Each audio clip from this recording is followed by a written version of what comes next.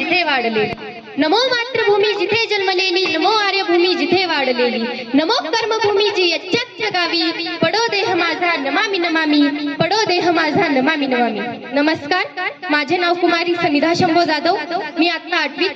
माझ्या शाळेचे नाव new English school गोदेगाव. कित्येक लढाया लढून, कित्येक बलिदानी देऊन, त्यांची आहुती वाहून शेवटी अखेरीस हे स्वातंत्र्य आपल्या पदरी पडले. स्वातंत्र्य स्वातंत्र्य या शब्दाचा अर्थ फक्त तीच व्यक्ती समजू शकते जिने कधी पारतंत्र्य पाहिले असेल, गुलामगिरी पाहिली असेल. स्वातंत्र्याचे मूल्य अरे शब्दात सांगता येणार नाही, इतके मोठे आहे. आपण सर्वजण तर खूपच नशीबवान आहोत की आपण या स्वतंत्र भारतात जन्मलो.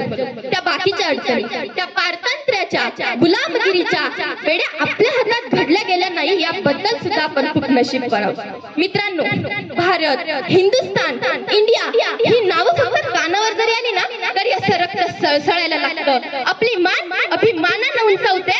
जेव्हा तो तिरंगा आपल्या समोर फडकत असतो ना, तेव्हा आपल्या मनातील, प्रत्येकाच्या मनातील ही भावना, तो आदर्श पाहण्यासारखाच असतो. किसी ने खूब कहा है कि हम अपने जान के दुश्मन को भी अपनी जान कहते हैं. मोहब्बत की इसी मिट्टी को हिंदुस्तान कहते हैं. मोहब्बत की इसी मिट्टी को हिंदुस्तान कहते हैं. जो दुनिया में दिखाई दे उसे कहते हैं खामोशी. जो दुनिया में दिखाई दे उसे कहते हैं खामोशी, और जो आंखों में दिखाई दे उसे तूफान कहते हैं. उसे तूफान कहते.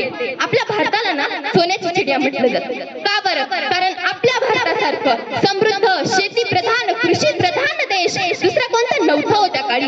म्हणूनच कदाचित इंग्रजांना भारतातून पावलाबाहेर टाकताना खूप त्रास झाला असेल. 1857 ला चालू झालेला संग्राम, स्वतंत्र संग्राम, स्वतंत्र यज्ञ शेवटी अखेरीस 15 ऑगस्ट 1947 रोजी शांत झाला. 26 जानेवारी 1950 ला भारत प्रजासत्ताक झाला. किती छान ना. पण तुम्हाला माहिती आहे, जरी भारत देश स्वतंत्र झाला असला तर तो कुणापासून स्वतंत्र झाला? या भारत भूमीवर राज्य करणाऱ्या इंग्रजांपासून, पण जातीभेदापासून नाही, धर्मभेदापासून नाही. ते कार्य तर अजूनही चालूच आहे. डॉक्टर बाबासाहेब आंबेडकर, महात्मा फुले, लाल बहादूर शास्त्री, लोकमान्य टिळक यांसारख्या नेत्यांनी खूप प्रयत्न केले, समाजसेवकांनी खूप प्रयत्न केले या भारत राज्यास, सुराज्यास. पण खंत याची वाटते की अजूनही, आजही हे कार्य पूर्णत्वास गेलेलं नाही. आजही ती हवी तशी संपत्ती, तो हवा तसा स्वप्नातला भारत दिसत नाही. पूर्वी ना इनामापेक्षा इमान हा शब्द भारतीयांसाठी खूप महत्वाचा होता. पण आता भ्रष्टाचाराशी मैत्री करून इमानदारी विसरून गेलोय आपण. या सूर्याला, या भारताच्या सूर्याला ना गुन्हेगारीचं ग्रहण लागतंय. एवढंच नाही, पूर्वी पैसा रुपया माहित होता, पण आता काळा पैसा माहिती. किती बदल झालाय. आपल्या हातात ते सत्ता भारतीयांच्या हातात आहे. मग असं का होतं? 52 सेकंद फक्त राष्ट्रगीत म्हटल्याने कोणी राष्ट्रभक्त, राष्ट्रप्रेमी होत नाही ना. 15 ऑगस्ट 26 जानेवारीला वंदे मातरम म्हटल्याने कोणी राष्ट्रभक्त होतं. राष्ट्रभक्त होतं ते बंधुत्वाच्या भावनेत. राष्ट्रभक्त बनता येतं ते इमानदारीने.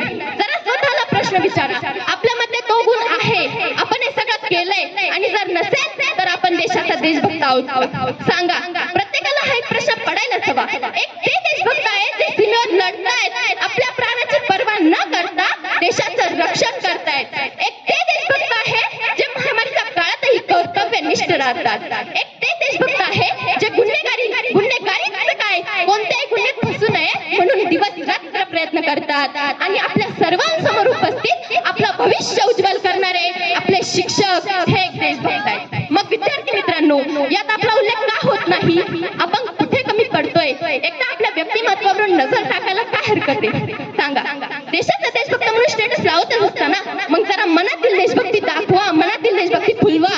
कारण ज्या दिवशी खऱ्या अर्थाने या देशाची एक युवा पिढी सुसज्ज होणे, सज्ज होणे, त्याच दिवशी खऱ्या अर्थाने भारत प्रजासत्ताक होईल. त्याच दिवशी खऱ्या अर्थाने भारत प्रजासत्ताक होईल. भारत माता की वंदे वंदे.